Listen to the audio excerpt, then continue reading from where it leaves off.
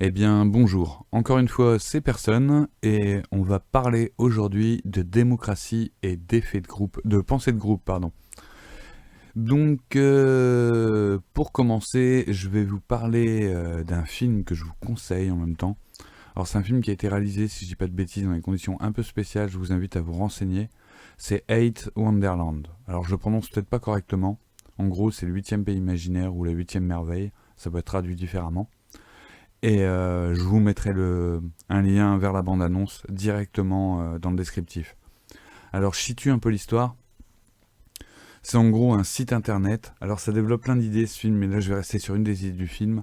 C'est un site internet qui est basé sur l'idée d'un pays imaginaire, donc qui est ce site internet, et où chacun à travers le monde en fait a droit, n'importe qui a droit de parler, tant qu'il en fait partie, il a le même droit que les autres. Et pour toutes les décisions, on passe par un référendum. C'est la démocratie ultime. C'est ce que rêvent certains. Hein. Il y a même beaucoup de partis qui prônent le ouais, nous on fera des référendums, etc. Alors, quand ça vient d'un politique, je vous rappelle que les référendums, c'est pas parole d'évangile. Hein. Rappelez-vous certains référendums sur l'Europe.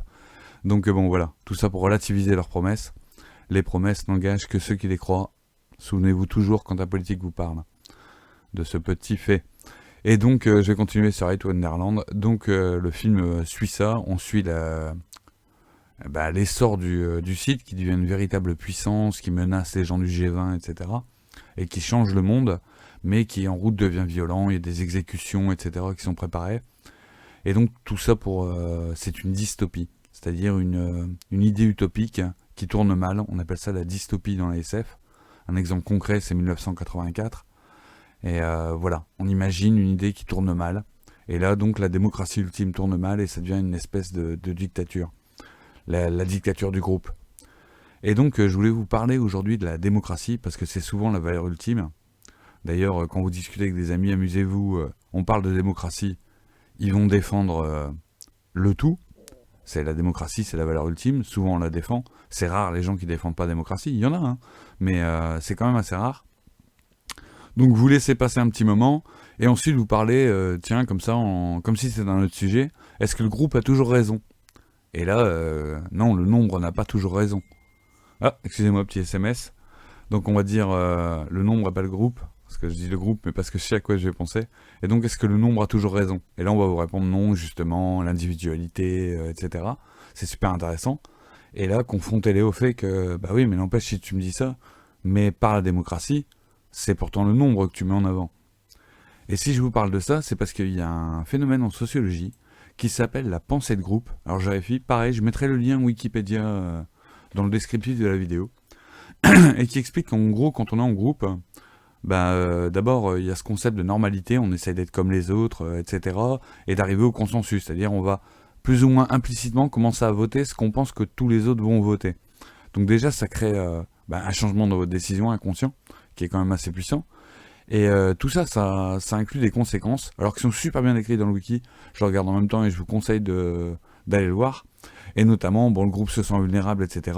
Vous avez la pression de la conformité, donc c'est-à-dire que vous voulez être comme les autres. Et ça, ça peut même vous pousser à changer d'avis. Et alors voilà, cherchez le terme exact, hein. C'est le troisième si vous regardez. C'est la croyance en la supériorité morale du groupe. Ça, c'est super important.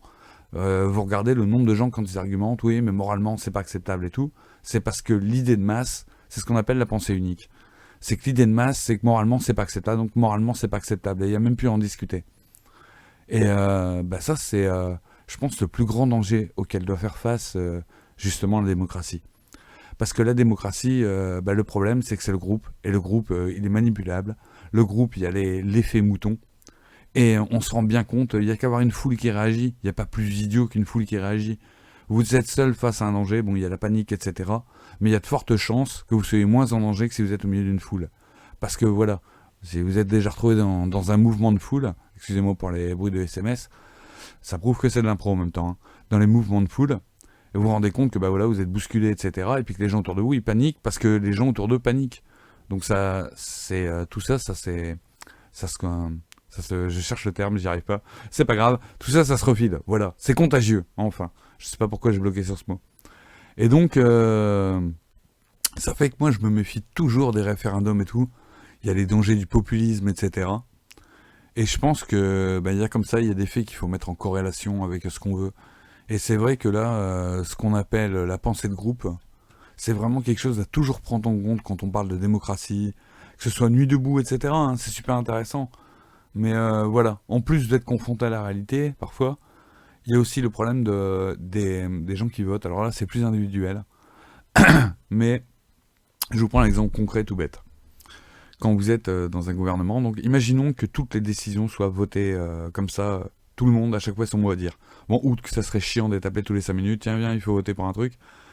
Et je vous dis, imaginez, un de ces 4 matins, il y a quelqu'un qui vient vous voir et qui vous dit, ouais bah voilà, pour les centrales nucléaires, pour les barres d'uranium, on prend du 18 grammes ou du 22 grammes.